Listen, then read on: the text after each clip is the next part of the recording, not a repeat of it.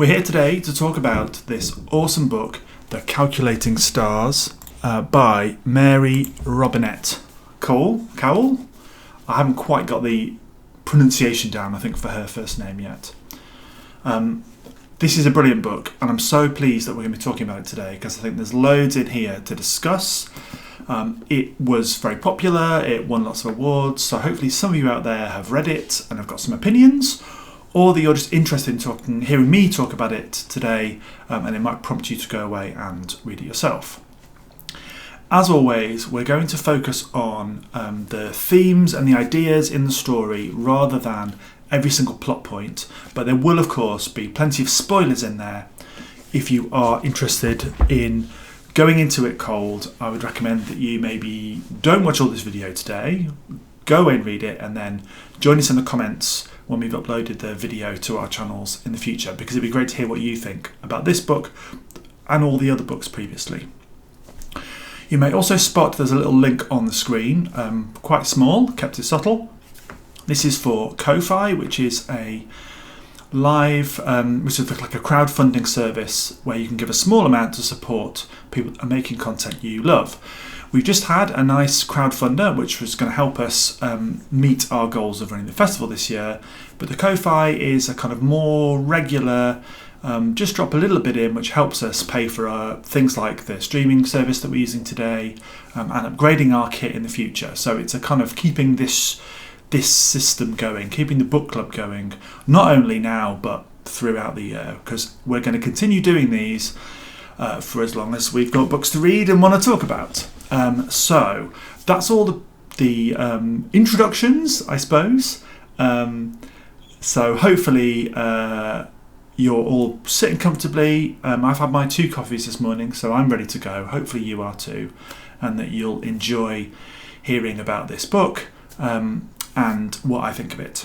Please do leave any comments when you like. It's going to be really useful to see how they pop up on this system, so even if it's just to say hi and what platform you're on, at least I can see how it works, which would be really useful for me and our planning in the future. So that's all the admin over. That's like 5 minutes of admin. I do apologise. Let's get into the book. So as I mentioned, we're going to be talking about The Calculating Stars by Mary Robinette. It was published first in the US in 2018 and then in the UK in 2019, and that's the edition I've got there.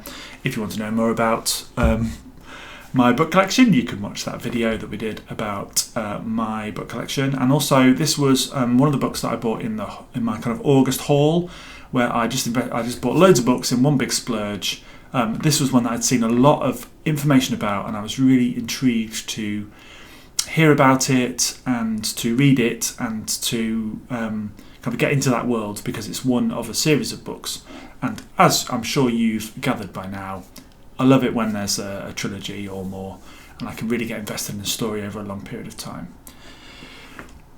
So the book won the Nebula in 2018 and then the Hugo Award in 2019. I think, like a lot of the books that we cover on the book club, they tend to have been ones that have been really well regarded by the industry and by judges and awards panels, but they haven't necessarily become massive Game of Thrones style hits. So it still feels like it's nice to talk about them to people that maybe haven't heard of them. It wasn't something that I'd come across until quite recently myself, so hopefully you'll enjoy that story too. Hi Laura. Excellent. You're very welcome, and I'm glad it's working on YouTube. That's a really positive. So let's talk a little bit about the author first, because she's fascinating, and I'd highly recommend that you subscribe to her YouTube channel and also follow her on social media, because she's full of interesting opinions and ideas. And I encourage you to go and read her Wikipedia as well, because her life is really interesting on its own. So she started as a puppeteer. That's how she trained, and worked for a little bit for the Jim Henson Company. I think she maybe auditioned for Sesame Street, and worked on Lazy Town, which is this very idiosyncratic Icelandic kids show. So puppetry is kind of her background, and I think we probably won't get into that too much today, but is interesting. And also she spent time being an audiobook narrator, and that is going to be more relevant to what we're going to talk about today. And this world, this narrative world, started in that sphere. in that there was a Audible compilation that she wrote a short story for, or a novella for, and the pitch was that you had to write something that was inspired by a first line, and she picked the first line from the Wizard of Oz, and that idea of "we're not on Kansas anymore" will come back into our discussion a bit later on. So she wrote these. She wrote this story. I'm gonna have to lean over because I need to do this. So that's Laura saying hi. Hello, Laura, and this is friend of the festival, Stephen, saying there's a slight delay. I'm not sure I can do anything about that today, but I'm going to work on that for next time because I've got some plans in place. So the novella was written. I'm not going to spoil that too much, and I'm kind of treating it slightly separate to this, but it was called The Lady Astronaut of Mars. It was set in a far future, and essentially this novel is a prequel to that story. It's the author looking at that person, that character, and their relationship and their circumstance, and then imagining where all that began, and then writing that story. There's a really fascinating kind of author's note at the end, which talks about some of the challenges that if you've created a world for a novella, and then how some of the constrictions you have to work with then when you're making a full story. So I'd highly recommend you read that novella as well, but we're not going to talk about that too much today because they're kind of designed to operate independently, and that's how I'm going to treat them. So the pitch, the kind of elevator pitch for the story, if I was pitching this to a publisher, I suppose, it's set in the 1950s, where a disaster has fallen the Earth, and there's a realization that humanity's got to go to the stars. They've got to go to the moon and eventually Mars to create kind of colonies to escape Earth being an inhospitable place. This is quite a traditional sci-fi story, I think, and I'm going to talk later on about at least one book that I've read which tackles a similar idea in a very different way. But there's some catches here, and one of which is that it's an alternative history. Quite often when you get these stories, they're set in the modern day or the near future or even the far future, so you can do lots of whiz-bang technology and you haven't got to worry so much about orbital ballistics and all the rest of it. This is set in the 1950s, so the world that we are in have got to try and deal with that scenario with 1950s technology. And our story is told by the Lady Astronaut of Mars, who is a computer, a human computation person, who's also been a pilot during the Second World War. So it comes to this challenge with a unique skill set of being able to do lots of complicated maths in her head, but also knows how to fly a plane. And the story is kind of her journey to becoming an astronaut, the Lady Astronaut of Mars. So this is spoilery, but it's not too spoilery, because as we'll talk about a bit when we get onto the things that I think are worth discussing section, it's not necessarily a story with dramatic hairpin turns and twists. We kind of know the destination, and what we are doing is we're following the journey, and we'll talk a bit maybe about what that's like as a reader and how that fits in with kind of contemporary ways of working. And the book is split into two parts, so we're now getting into slightly spoiler territory. So if you're spoiler averse, this is the time to mute or check out and come back and watch it afterwards when you've read the book. So part one is set in 1952, and this is essentially a combination of the film Deep Impact and the television series designated Survivor, I suppose, in that what happens is a meteorite hits the Earth at Washington DC, wipes out the American government, apart from somebody who happened to be away, who ends up being the designated survivor, I suppose. And then the 1952 is a world where people are trying to figure out how to deal with this catastrophe. And our character, Elma, who is our POV narrator, is quick to realise, along with friends and her husband Nathaniel, that this is going to mean a kind of dinosaur extinction level event, and we've got to get out of Dodge pretty quickly.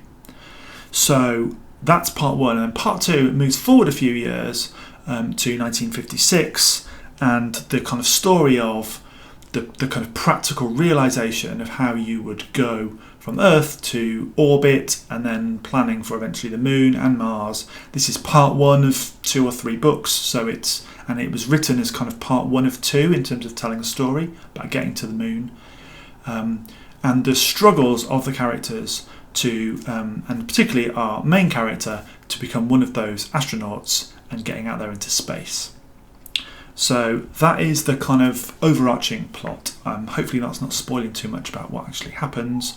Like I say, it's kind of set up so you already kind of know there's going to be success, and it's the journey that's the interesting thing. And I wanted to talk very briefly about the tone of the story. So the thing that really fascinated me about the book is that it's got quite a pleasing kind of golden age 1950s vibe to it. In some ways, and this is kind of the highest kind of praise, it felt like reading something like the Isaac Asimov of the 1950s, but crucially with some really modern twists. So the language that people use is more grown up. Some of the activities between consenting adults and otherwise is a bit more grown up than you would find in the Asimov of the 1950s, but there's a pleasing kind of retro feel to the way the story is told, and that's not a criticism, it's a massive plus. And when I was doing some of my research into the author, I found an interview where she was talking about her previous series, which was a Regency fantasy story, and the lengths that she went to make sure that the language that she was talking about was the language she was using was Austen appropriate. So creating a dictionary of Jane Austen dialogue, and then doing your spell check, and then swapping out words when they didn't fit with the vernacular. And although I don't think she did that quite here with the 1950s, it has a similar feel to me of attention to detail. So if you're yearning for that kind of more writers who are writing in that kind of way but with a modern twist, then this is a book that you should really get into and tackle, I think. The other thing that she talks about previously that definitely has an influence on how this is working and how it sounds is that it's a POV character, and she talked in some of the interviews when it was released about the influence of being an audiobook narrator, and this really it feels like a story that's written to be told. So I think it's really nice that it's part of her writing practice for this, was informed by her previous experience. Maybe less on the puppetry on this one, although I think it's probably got some influences there. But I think when you read it, if you've not read it, you can kind of bear that kind of point of view in mind. So I thought I'd mention briefly some of the themes of the book, because I think these are things we might talk about. So if you've read it and you've got some opinions on this, start leaving them in the chat, and then we'll kind of feed them in as we kind of get onto the open discussion section. One thing that really surprised me is that this is kind of a book about climate emergency. I didn't really expect it to be a book about the climate emergency, but it really is. And we'll talk a bit, I think, about the meteorite and what that represents as we move on. It's also a book about grief. So one of the things that happens really early on is our lead character and her husband are away from Washington, away from their family, away from most of the people they know when disaster strikes. So they are survivors. Now, they don't have survivor's guilt, but they do have to cope with the fact that it's a global emergency and people they know have died. That felt to me incredibly resonant for this year, as I'm sure it would to you. And that was a surprise. I didn't really expect that I would be in that position where I was reflecting on this year when I got into the story. Really interesting. It's also a book then following on from that about how people respond to adversity. This is an incredibly challenging world, but it's an incredibly challenging world, but I think a really interesting one. I'm just pausing because I've got a great comment here about puppetry from Laura, who's watching. There we go. This is Laura's comment about her experiences of puppetry in the second book. Well, that's amazing. I'm going to definitely look forward to that when I read that one, because I've not read the second book yet, so it means I can't spoil it by accident, which is also, I think, quite positive. So yeah, this is a book about people responding to adversity. So the massive challenges that humanity faces and how they deal with them. And I've been thinking quite a lot recently about how, as humanity, we look at the climate emergency and how we can work together to make a change. And I think this book is a model for the ways that people could work together and overcome politics and prejudice to act collectively to an emergency. It's also a book for me about intersectionality and allies and prejudice, and we'll talk a little bit about that in a minute, about how that comes across in the book. It's also, I think for me, there's something really nice about it, that this is a book about a decent person who does make some mistakes and apologises for them, and is a hero and not an anti-hero. And again, we'll probably come back to this a little bit later, but I think that's something that's rarer these days, and it's something that I kind of want to get into, this idea of stories and stories about the people that are in stories. And on the book club, we've read quite a lot of stories which have got some characters that aren't always sympathetic. So it was really nice and refreshing to read a story where that wasn't the case. Although I think it would be good for us to maybe talk about how realistic that was. And I suppose it maybe harks back to some of that kind of golden age and the kind of updating of the golden age styles, which is people who have got a real solid moral core, but with the modern twist being that they do also have flaws and they're not kind of perfect agents, and how that works. It's also a book for me about humanity and empathy, but also celebrities and role models. I think this is really interesting stuff for contemporary society. And it's also, and this is a bit spoilery I suppose, about anxiety and about mental health, and how we think about people that suffer from those things in relation to the jobs they do and what they can achieve. And again, a nice kind of modern take on some of those ideas, looking back to the 1950s. So before we get into that kind of wider discussion, so start thinking about your comments and things you want to talk about. These are some things I noticed. Firstly, the book begins with a quote from Richard II. It's a quote about, it's useful because it's got meteors in it and moons, and it's kind of like sign of the times stuff. But it's also a quote that was delivered in Richard II by an unnamed character, a Welsh captain, and it felt to me that was really representative of the fact that in the story the main characters are kind of unnamed. So the bit I haven't mentioned just yet, I suppose, is that most of the main characters we get in here are women or men and women of colour who face massive prejudice in their ideas and their dreams. So for all of the people in this story who want to become astronauts and go into space that we follow and that there are kind of heroes, they're people that in real life were involved but were excluded from history. So this is not only a kind of alt history science fiction story, it's also akin to something like Hidden Figures. And in an interview she talks about the fact that although this came out before Hidden Figures or around the same time, it was brilliant because her early readers, their response was, well, this is, having women and black men involved in NASA in the 1950s and 60s is incredibly unrealistic. We haven't heard of any of them. It's just kind of white men.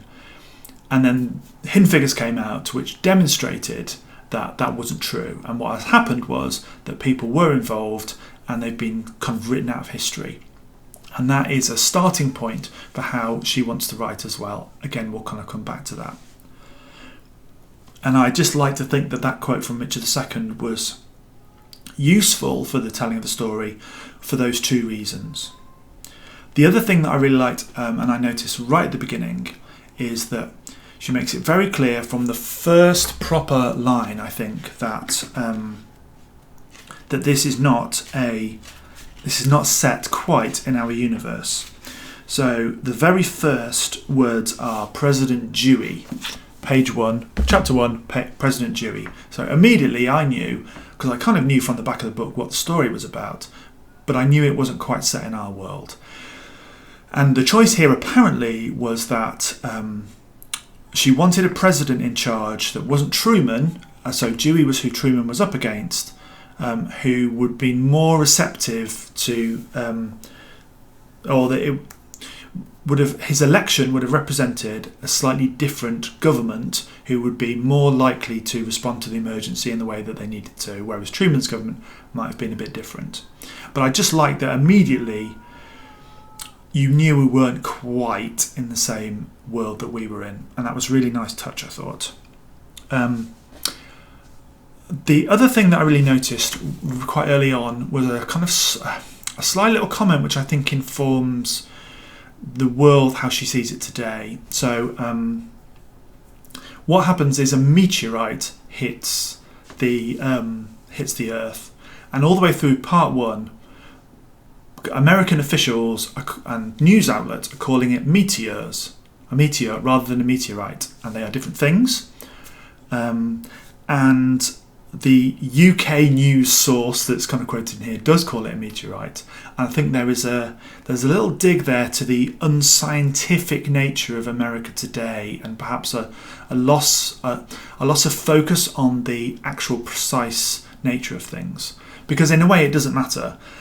A meteorite or a meteorite, the thing has caused the damage, it's caused the apocalypse, but it represents an attention to detail in science communication, which perhaps she thinks America isn't doing. And in part 1, our titular character, Elma, she's correcting people to say it's a meteorite. The other thing that was warming of my heart was that our festival name is in part inspired by a song called Cosmia by an artist called Joanna Newsom, whose sister is an astrophysicist. And that song talks about meteors and meteorites and the difference, but deliberately gets it wrong as a kind of like wind up to her sister, I think. So it also reminded me of this song that helped inspire our name. So it was very pleasing. The other thing to note, and I watched a review of this that found this quite negative, is that the beginning of the story is incredibly filmic. It's that kind of deep impact disaster movie start. And then the story morphs into something else. It becomes somebody's journey against adversity and prejudice, and a kind of how you get from one point to another. I didn't find that change too jarring, because what I thought was really good about that was that it was the character got that thing at the beginning which was the driver of the plot and this kind of trauma, and I felt that the story carried that trauma all the way through, and she carried it with her all the way through, and that was important for her character and her character development. But I can appreciate that you might read the first bit and think, I know what I'm in for here, and then it changes and you're maybe a bit unsure about where it's gone to. The other thing I thought we might want to do is to unpack the title, because I probably didn't think about the title until I read the whole book and then was thinking about what I want to say here. The Calculating Stars, which I guess works on several levels. Our main character and a lot of the other people in her life are human computers, so they are calculating all the time. Stars are involved because they are going to the stars. But I think there's another level there which informs what the story is talking about, which is actually about, it's the flip side of Hidden Figures.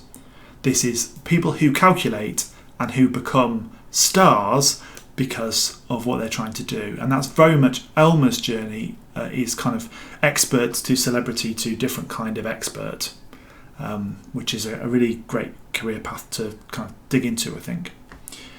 Another thing that I kind of noted to myself as I was going through was that I've read a book within the last couple of years. I would show it to you, but it's in storage. If you want to know more about all the books that I own, we have a video for that, which I'll add a link to in the comments at the end, or you can find on our YouTube channel. 7 Eves by Neil Stephenson. Neil Stephenson, I think, like Mary Robinette Kowal is an author that likes to get the facts right and the science right. There's a lot in here about consulting with mathematicians and astrophysicists to make sure everything is as accurate as it can be. And Seven Eves is also humanity trying to flee the planet. It's based in the science, but it's based in the future, and a very different take on it. Neil Stephenson's a very different kind of writer, and it's a very hard sci-fi version. This isn't a hard sci-fi version. This is a kind of, it's an alternate history kind of social story as much as anything else, which I think made it so fascinating. But I like that this very same inspiration as an idea can have two very different outputs. Also, Seven Eves is quite bleak. Characters go through a lot of challenges and it doesn't end well, whereas I think what's nice about this book, as a flip side to that, is that it's a lot more positive. Bad things happen, but also good things happen, and it's a nice kind of having those two sides of the coin. The last little point that I think I wanted to bring up here, as to kind of common discussion at the end, is that there's a really steady pace to this story. I think that probably harks back to the 1950s as well, and the way that stories were being told. It's all about small battles. After that initial kind of event, it becomes something that is a lot more kind of steady, and you're invested in the small victories. And that's something that I don't think you get very often in science fiction, and was really nice to get it here, because you really come to root for Elma and her friends and colleagues, especially when they're challenging adversity or prejudice, and they succeed. It kind of gives you a happy buzz, and that is different from some spaceships winning a space battle or anything that's in that kind of bigger concept, but as valid for me. So here's what I think it's trying to do. So I was just getting my water there. I think that this story is, like all good science fiction, using the past as a proxy for now. And actually, this is what she talks about. She talks about science fiction and fantasy taking the real world, tipping it over to the side so you can see all the gaps in between.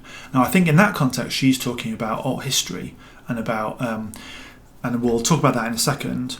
But I think also the story is very good about talking about the world today and examining our world today through a kind of historical science fiction context to allow us to reflect on where we are today. And my pitch for that is that the meteorite, the thing that hits America in the 1950s and kind of accelerates the end of the world, or the end of this kind of epoch, I think we're the meteorite. I'm not sure whether that's what the author intended, but that's very much my reading. If you think about, here's my justification, if you think about the 1950s and you think about America, and that is the age where capitalism and consumerism kicks off. Think about Mad Men, think about the boom in consumer products, in the invention of plastics and packaging, the globalization of production starting, and kind of rapid growth being the thing that everybody's most important about. That's the 1950s for me in America. If you were to go on a very left field illusion, watch episode 8 of the last season of Twin Peaks, which I'm not going to spoil for you. I think that's maybe telling a similar story with the atom bomb, slightly earlier maybe. But that we're the meteorite. Western civilization hits in America in the 1950s, and then just like the impact of the meteorite, ripples out across the world. And at the time, a few people noted that what this might mean. Environmentalism, the CND, these are all kind of bubbling up at that time. But this is an alternate world where the crisis was more immediate, and the people who noticed the crisis were articulate about saying what it was and convincing policymakers, enough policymakers, that something had to happen. And I think there's a bit of an indictment there on the way that our world is currently dealing with the climate emergency and not treating it as an emergency and not being able to see into the future enough to know what's coming and try and fix it. I'm not suggesting we flee the planet to fix it, because we haven't been hit with a meteorite, but I think there's something there that maybe we can unpack a little bit more over the next kind of half an hour or so. The other thing that the story is trying to do, I know this because of the way she talks about it, and from that quote, the way that the author starts with the story is to, when she's got an inspiration for a period, is to look at who is excluded from that narrative, from that story. So she looked at NASA, she loves NASA and the story of it, she looked at it, and this is before Hidden Figures, remember, and thought, who isn't in this story that should be in this story? If you were writing a history book about the beginnings of NASA and the mission to the moon, who do we not talk about? And then she's written a story, a fictional story, which foregrounds those people, and I think that's brilliant. Really, and it was really nice to get that confirmation that that's what she was thinking about. So, I thought I'd move on. I'll give you a little bit of an idea of the characters in this story, because it'd be good to get your thoughts on them. And I'm going to talk about three kind of main characters, and then the kind of constellation of other characters around them. So firstly, our narrator, Elmer. So Elmer is, as I said, a kind of maths genius who was also a pilot in the Second World War as a WASP. And female pilots in the Second World War were supposed to be kind of supply pilots. They weren't trusted to be fighter pilots. Even though they ended up getting involved in situations, they often struggled because they didn't have ammunition. So they had to be very quick on there to think about solutions and to problem solve. Useful skills, you might think, for an astronaut. Also, she's very calm under the kind of pressures that an astronaut needs to deal with. There's an emergency on your orbiting spacecraft or at a rocket launch. This is kind of when she's in her zen place, making calculations quickly, thinking clearly and decisively in crises. And we get a really good introduction to this at the beginning when the meteorite hits, when she's away with her husband and they are able to kind of fly away from trouble. She's calm under pressure, so we get that immediately. The author talks a bit about how Elmer is based on her grandmother, a kind of old southern lady, and just the way that she talked and the way that she presented herself and her kind of calmness. So it does feel like a really personal representation to me. Elmer's a really fleshed out character. The only thing I think I had some reservations about was, is she a bit too good? I know I've kind of mentioned previously about the benefits of having a character that is got a moral centre and makes mistakes. But I would like to hear from you whether you think she's maybe just a little bit too kind of clean and pure. I suppose there's an element here which is she's telling her story after it's all happened, so we're getting her view on things. I don't think she's written as a unreliable narrator, but you might want to bring that reading it to yourself, and that she's telling her story in a kind of authorized biography kind of way, where you're giving your view on every situation. But she is a complex character because she does have a lot of stuff going on. And she does make mistakes. Some of those are in relation to her club, the 99, and particularly not picking up on prejudices that other people face. She's a Jewish woman who's seen Jewish people go through the Holocaust, has been a woman in very male-dominated environments, like in the Air Force during the war, and has had to deal with prejudice. But the story is a bit of a learning experience for her, that other people face challenges. They face challenges for being a woman, but also for being a person of colour, not just in terms of the Black American experience. So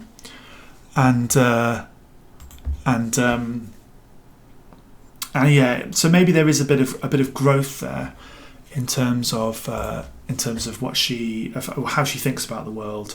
Yeah, Laura, I think that's definitely the case, that she could maybe do with a a few more little flaws perhaps. So let's move on to one of those examples, which is the relationship she has with her husband, Nathaniel. He's also a major character in this story because he is he's a rocket scientist. So they are an amazing couple to have survive a meteorite strike, because she can do all the maths and the flying, and he can do all of the kind of engineering and the planning side of things. So one thing that again was very refreshing, but I think is worth talking about, is that they have got an incredibly strong relationship.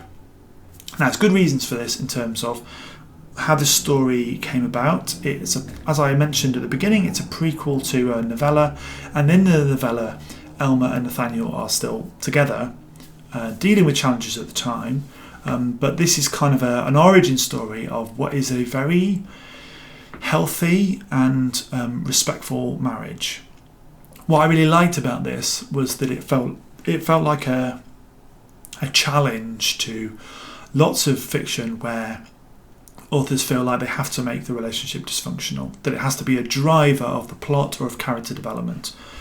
Whereas actually, it was nice to read a story where it was a supportive relationship of mutual respect, and they kind of work together. They have their arguments and disagreements, but they support each other, and that wasn't an area of drama.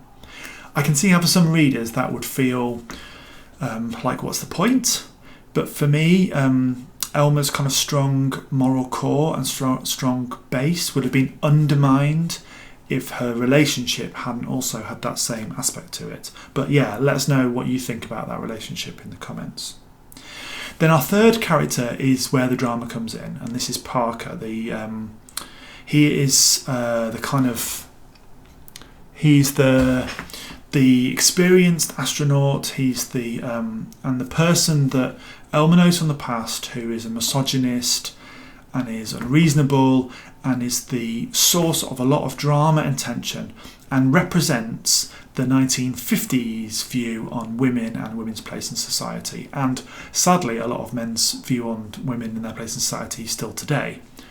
Kind of going back to that mirror on today's society and today's world. So I think Parker's interesting, and I suppose as the story develops, you do get a bit more of a fleshed out sense of him. But possibly for a good chunk of the story, he's kind of an unreasonable villain. You need a villain in there, and I can appreciate that if you've got somebody who's got a really strong moral core, you kind of need the opposite. But I think I'd have liked him to maybe have a few more redeeming features. I think that does develop a little bit over time, and he shows a little bit more vulnerability without wanting to get into spoilers. But yeah, I'm hopeful as I get into the kind of second and third book that some of those adversaries and some of those challengers start to get their own complex narrative and stories. And then we've got the supporting characters, and these are, I'm going to call the 99s. Essentially, this is the bulk of this are friends of Elmer's or compatriots of Elmer's who are pilot or computers. It's a kind of girls' squad mostly, although there are men in there involved as well. And having this kind of collection of women who, some of whom want to be astronauts as well, or they want to be pilots or are on the computing side, allows the author to demonstrate the range of prejudices and experiences that women, particularly the 1950s, went through and would have gone through in this context. And it allows us to see Elmer's response to these characters as well. And as I mentioned before, her blinkers on prejudice and who has challenges in society, but also the way that she evolves. And there's some really nice characters in there. I think my only concern is that there's a lot of them, and keeping a track on who they all are and how they all relate was something I found a little bit difficult here and there. But they help flesh out the story. And the other thing that they really bring is humour. And this is something that, again, you don't get a lot in apocalyptic flea planet fiction, I think.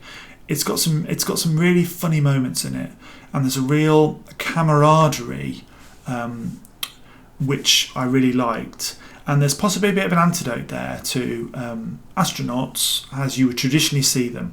Because what you kind of want from an astronaut is that they are very calm under pressure. It's a bit like racing drivers. And a bit like racing drivers. And you kind of want them to be kind of almost like automatons because they're piloting dangerous rocket ships, essentially.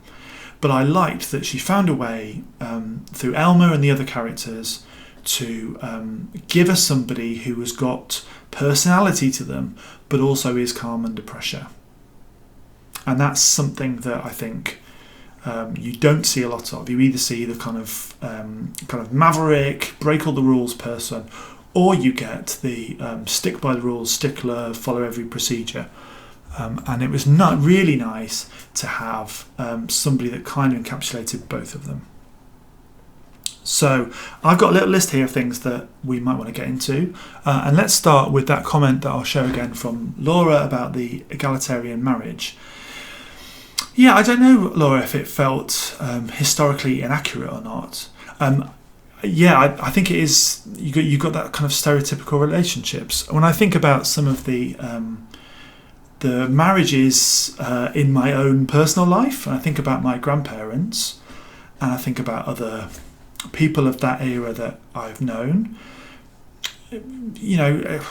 mutually respectful marriages exist. I think they just maybe don't exist in fiction because authors feel like that needs to be a source of drama. And that's why, particularly in the 1950s, with the societal issues about gender inequality, those marriages are often used as a cipher for society. And that's not what Mary Robinette is interested in doing. She's interested in other prejudices and other things, but also maybe modelling that there is another way of doing things. And you can be respectful of women if you are a man in a position of authority, and that's kind of, there's a way of doing things. Perhaps that's where that's coming from. Either way, I think it's really great. There is one aspect of their marriage which I don't think we can talk about too much at 12:15 on a Sunday morning, but their intimate moments are both detailed and not detailed, but are full of rocket-based innuendo. I think I'm going to leave it like that, really, without getting too much into it. For me, I'm not sure quite what they brought to the story, and I could have happily not had them in there. So it'd be good to know your thoughts on why you think they're included, and how they made you feel. It was just maybe didn't quite work for me, but your mileage may vary. We've talked quite a lot about believability. One thing that I was reflecting on all the way through is what I thought might happen if the meteorite hit today, and how our society is both a lot more advanced in some areas than others, but also not. So what does Laura say? Equal marriages, I was going to say yes. Agreed. And that's probably on us as a society, isn't it? We need more fiction where we've got equal marriages. Definitely. Absolutely, definitely. Yeah. I'm glad you agree, Laura. That was probably, yeah. Leave some kind of safe for all ages comments in the chat if you're watching this back as well about what you think about the rocket-based innuendo. Maybe there was just a few too many instances, but I suppose it does speak to the humour that goes throughout the story. It helps to dilute some of the tension, I suppose, and to show our main character and Nathaniel in a context where they're kind of escaping the pressure and they're just being like a lovely and jokey couple. But I'm hopeful in the second book there's less rocket-based innuendo, I have to say. So yeah, kind of back to this idea then of what would happen if the meteorite hits. I'd love to know what you think about whether we would respond to that challenge in the same way. And we've had a model this year. We've had not a meteorite hitting. Well, in fact, we've got two models. We've got two models. I should probably moderate that comment afterwards from Stephen there about rockets. what would happen if the meteorite hit today? We've got a global pandemic and we've got the climate emergency. And at the moment, Mary Robinette Kowal's 1950s society is looking a lot better than ours. Nations have come together in this story and they've decided mostly to work together on fixing the problem and not kind of warring with each other. We don't have a society here where all the countries are at war for limited resources. We've got people coming together to say, okay, let's just work together and fix this. It's an international effort. And perhaps it taps into the differences in the 1950s society and our own. The 1950s is the growth of the United Nations. It's a society that is very much trying to work out how to work better together than apart because of the 2 world wars that everybody's just been to, and that realisation that can't continue as a way of doing things. So maybe the 1950s is a society that was primed more than any other in our history to deal with a challenge like this collectively, even with the Cold War, because as soon as you get the 2 blocks on working together, that's kind of the big deal, and then everything else can follow. So it would be interesting to know what you think about all that. Do you think, Laura, maybe it would be better if the challenge was even more immediate and world-ending? I don't know, but perhaps there's some polemic there about that we need to get better again about how to work together, and perhaps the society that we end up in after the pandemic has been dealt with in whatever format that is. Then that's the society that could deal with the meteorites, because we'll have been through something together and eventually we'll have had to have operated collectively. And the last thing I just had on my list, I suppose, and we've got about 10 minutes left, is what we think about a story with no big twists and no big surprises. I think some of the reviews that were less positive about this story, that's what they picked up on. It's not a gentle story because it's a story of people dealing with massive prejudice and difficulties. In fact, there is one more thing we'll talk about. I've just remembered what it is. What do you think about a story that doesn't go to that place? There aren't these massive twists all the way through and kind of hairpin turns, which I think is what we've become used to in fiction, particularly as fiction has been influenced by film and television over the last 60, 70 years. This doesn't feel like that. This feels like not a throwback, but just a different way of thinking about how to tell a story, which is very internal and very considered, and you can sink into the vibe and the pace and take things from it as you go through. Also, though, I found it a really compulsive, quick read, which, having talked about some quite complex, knotty language stories over the last few book clubs, this was a nice change because it's still sophisticated, but it's not on the Gormenghast end of the spectrum, I suppose. So the last thing, and we didn't talk about this before, is back to Elma, I suppose, and she's obviously the perfect place to finish discussions as this is her story. So Elma, as I mentioned before, is somebody who is incredibly competent and calm under pressure in her spaces where she's good. But she isn't necessarily calm in some of the other areas where she has to operate. I'll pause that to just bring up Laura's comment there. It is an odd tone, yeah. Stakes are high. I get what you mean. Maybe that's why it's allowed to be like that, because we kind of know that it's going to be okay. So you don't need to worry about those false twists and turns because they would just feel cheap. I think that's possibly what would have happened. At no point does she have to really suggest that they aren't going to get to space or to the moon, because we kind of already know that that's happened. So yeah, maybe there was a kind of cart leading the horse element to it in terms of the story. So there is a sphere of activity that our lead character finds herself in, which is out of her comfort zone, which is becoming a celebrity. I'm not going to spoil the plot too much about how she gets to that point, but before she's an astronaut, she becomes a person of interest to the media, to society, and is suddenly recognised, and also in her job has to deal with talking in front of people. It felt to me, and it's interesting because when I watched the author present, she comes across as being somebody who is very comfortable with performance. Obviously there's the puppeteer side, there's the audio side, but I wonder if some of this comes from her own experience. Elma is terrified. She's got a crippling anxiety of public speaking and presenting to people. Some of this seems to be just part of who she is, and some of it comes from very specific episodes in her life and her upbringing, which I'm sure will resonate with a lot of you watching, because they're challenges everybody goes through. And figuring out how to talk to people in a way that doesn't make you freak out is a real challenge. So what this allows the author to do in the story is to talk about anxiety, mental health, and medicating for it and that place in society.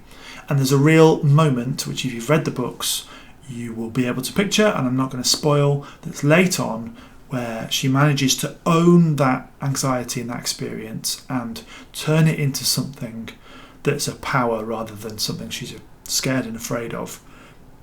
I thought this was interesting for two reasons. One of which it is a complexity of her character, which is a nice layer and a nice contrast, I think, with the competency in her own spheres that she's happy with.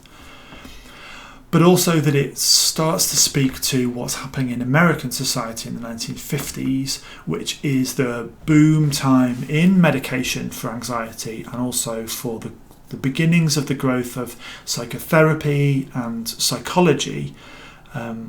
This is a very kind of personal way of doing it. And I think it also speaks to me of how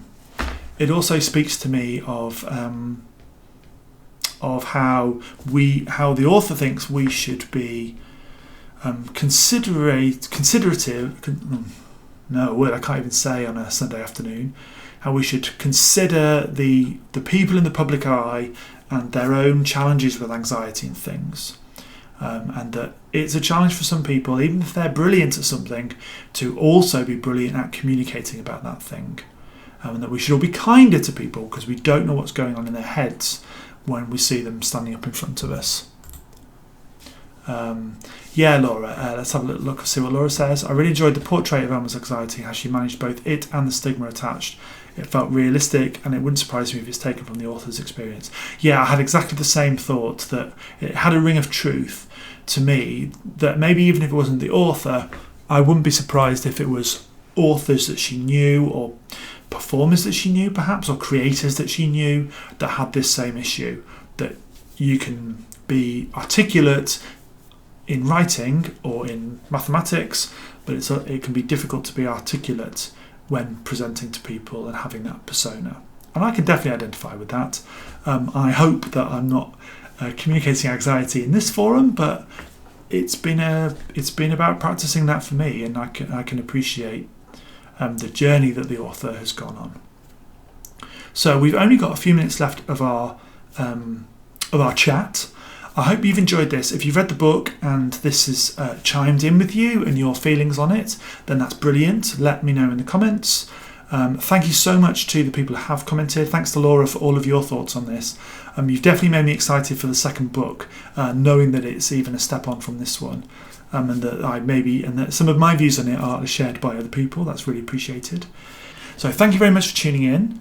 We hope you've enjoyed the experience, and if you've not read this book previously, that this inspires you to go and do so. Continue to leave comments in the chat on these videos afterwards, because we do read everything and we'll respond as well. And we really look forward to seeing you in a month's time for what is looking like a brilliant festival programme. So till then, stay safe and we'll see you soon.